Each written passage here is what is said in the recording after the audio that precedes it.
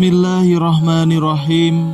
Assalamualaikum warahmatullahi wabarakatuh. Alhamdulillahilladzi an'amanna bi ni'matil iman wal islam. Wa nusalli wa nusallim ala khairil anam Sayyidina Muhammadin wa ala alihi wa sahbihi ajmain, amma ba'du. Puji beserta syukur marilah kita panjatkan kepada Allah Subhanahu wa Ta'ala yang telah memberikan beribu-ribu nikmat. Tidak lupa salawat dan salam tercurahkan kepada Nabi Muhammad sallallahu alaihi wasallam, keluarganya beserta sahabat. Semoga kita semua mendapatkan syafaatnya dan mendapat petunjuk hingga hari kiamat nanti. Marilah kita senantiasa bersolawat serta mengucapkan salam kepada junjungan kita Nabi Muhammad sallallahu alaihi wasallam. Allahumma sholli ala Sayyidina Muhammad wa ala ali Sayyidina Muhammad. Doa dan harapan saya, semoga saudaraku semuanya selalu diberikan kesehatan, dilapangkan rezekinya, dan diampuni dosa-dosanya, juga dipanjangkan umurnya. Amin ya robbal alamin. Sahabat rahasia kolbu rahimakumullah, Rasulullah sallallahu alaihi wasallam telah menganjurkan kepada semua umatnya untuk berlindung dari siksa kubur. Bahkan Nabi sallallahu alaihi wasallam, beliau tidak pernah lepas berdoa setelah sholatnya, memohon dijauhkan dari siksa kubur tersebut. Sebagaimana riwayat dari Abu Hurairah radhiyallahu anhu, bahwa Rasulullah sallallahu alaihi wasallam telah bersabda. Abu Hurairah berkata, Rasulullah sallallahu alaihi wasallam bersabda, jika salah seorang dari kalian selesai membaca tasyahud akhir, hendaklah berlindung kepada Allah dari 4 perkara. Dari siksa neraka jahanam, siksa kubur, fitnah kehidupan, dan fitnah setelah mati, serta dari fitnah Al-Masih Dajjal. Hadis riwayat Ibnu Majah. Bahkan di dalam hadis lainnya, lebih jelas lagi tergambarkan keadaan di alam kubur. Dari Ibnu Umar radhiyallahu anhu yang mengatakan bahwa Rasulullah sallallahu alaihi wasallam pernah bersabda, sesungguhnya seseorang di antara kalian apabila mati, ditampakkan kepadanya setiap pagi dan petang kedudukannya. Jika dia termasuk ahli surga, maka surgalah yang ditampakkan kepadanya. Dan jika dia ahli neraka, maka yang ditampakkan kepadanya adalah neraka. Lalu dikatakan kepadanya, inilah tempatmu kelak, sampai Allah membangkitkan kamu untuk menempatinya di hari kiamat. Imam Bukhari dan Imam Muslim menambahkan, hadis ini di dalam kitab sahih mereka masing-masing melalui hadis Malik dengan sanad yang sama. Dari penjelasan hadis Nabi Shallallahu Alaihi Wasallam di atas, dapat kita ambil kesimpulan bahwa tiap muslim sangat dianjurkan untuk selalu berdoa untuk memohon kepada Allah agar dijauhkan dari siksa kubur dan fitnah setelah mati. Lantas, adakah amalan yang bisa menerangi alam kubur kelak? Berikut ini 13 amalan penerang kubur yang bisa dikerjakan saat di dunia. Yang pertama, mengerjakan sholat wajib. Disebutkan di dalam hadis sahih berikut, sholat adalah cahaya, sedekah merupakan bukti nyata, sabar itu sinar, dan Al-Quran adalah pembelamu atau penuntutmu. Hadis riwayat Muslim. Hal tersebut ternyata juga berlaku manfaatnya ketika manusia sudah meninggal, maka yang akan menerangkan kuburnya adalah amalan sholat selama mereka kerjakan ketika di dunia. Yang kedua, berbanyak sedekah.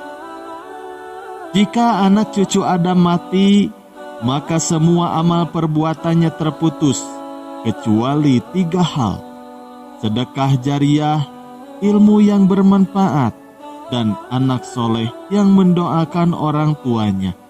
Hadis riwayat Muslim. Memperbanyak sedekah juga merupakan amalan yang pahalanya terus mengalir, walaupun orang tersebut sudah meninggal dunia. Yang ketiga, membaca Al-Quran agar mendapat syafaat. Bacalah Al-Quran, karena sesungguhnya di hari kiamat nanti, ia akan menjadi syafaat kepada orang-orang yang mengikutinya. Hadis riwayat Muslim. Selain jadi syafaat di alam kubur, Al-Quran juga sebagai penerang di alam kubur. Untuk itu, perbanyaklah membaca Al-Quran. Yang keempat, doa anak soleh. Salah satu penyebab alam kubur seorang muslim menjadi terang, yakni doa dari anak yang soleh, sebagaimana Rasulullah SAW bersabda, jika anak cucu Adam mati, maka semua amal perbuatannya terputus, kecuali 3 hal: sedekah jariah, ilmu yang bermanfaat, dan anak soleh yang mendoakan orang tuanya. Hadis riwayat Muslim. Yang kelima, doa selamat di alam kubur dibaca saat tahiyatul akhir. Allahumma inni a'udzubika min azabil qabri wa min azabin nar wa min fitnatil mahya wal mamati wa min fitnatil masyihid dajjal. Ya Allah, aku berlindung kepada Engkau dari azab siksa kubur dan dari siksa neraka dan fitnah kehidupan, fitnah setelah kematian, dan fitnah dari Al-Masih Ad-Dajjal. Yang keenam, membaca surat Al-Ikhlas sebanyak 40 kali. Busrul Karim Syekh Said bin Muhammad Ba'ashin mengatakan, seorang muslim yang membaca surat Al-Ikhlas sebanyak 40 kali menjelang kematian, maka akan terhindar dari siksa kubur. Ia juga aman dari himpitan kubur, dan malaikat dengan telapak tangannya akan membawanya menyeberangi jembatan hingga ke surga. Untuk itu dianjurkan kita selalu membaca surat Al-Ikhlas sebanyak 40 kali setiap hari. Yang ketujuh, membaca surat Al-Muluk. Rasulullah SAW pernah bersabda, ada suatu surat yang membela pembacanya hingga memasukkannya ke dalam surga, yaitu Tabarakalladzi biyadihil mulku. Kendati demikian, hadis dari Ibnu Abbas tersebut dinilai hasan gharib oleh Imam Tirmizi, atau bisa disebut hadis tersebut memiliki tingkatan di antara sahih dan dhaif. Yang kedelapan, membaca tasbih. Ada 2 kalimat yang sangat ringan diucapkan, namun berat di dalam timbangan amal. Kedua kalimat itu yakni tasbih, Subhanallah wa bihamdi subhanallahil adzim. Bagaimana hadis yang diriwayatkan oleh Abu Hurairah radhiyallahu an, bahwa Rasulullah SAW telah bersabda. Dari Abu Hurairah, dari Nabi SAW, beliau bersabda, 2 kalimat ringan di lisan, berat di timbangan, dan disukai yang Maha Pengasih, yaitu Subhanallah wa bihamdi subhanallahil adzim. Hadis riwayat Bukhari. Yang kesembilan, melaksanakan haji dan umroh. Amalan lainnya yang mampu menjadi penerang manusia ketika di alam kubur, yaitu melaksanakan ibadah haji ataupun umroh. Hal ini telah disebutkan pada hadis yang diterangkan oleh Ibnu Katsir, Al-Qurtubi yang dikomentari oleh Ibnu Taimiyah, bahwa salah satu penyebab terangnya alam kubur seseorang, yakni dengan melaksanakan ibadah haji ataupun umroh. Dalil tersebut sudah menguatkan kesohihannya. Lantas yang ke-10, doa sapu jagat kebaikan dunia dan akhirat.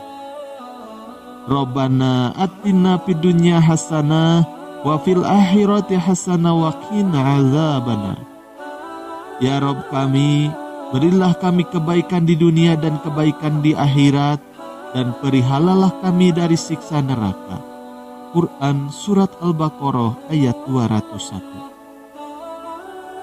Yang ke-11, doa selamat dari siksa neraka. Sebagaimana yang tercantum di dalam Quran Surat Ali Imran ayat 192. Ya Rabb kami, sesungguhnya barang siapa yang Engkau masukkan ke dalam neraka, maka sungguh telah Engkau hinakan ia, dan tidak ada bagi orang-orang yang zalim seorang penolong pun. Quran Surat Ali Imran ayat 192. Yang ke-12, doa diwafatkan bersama orang-orang yang baik.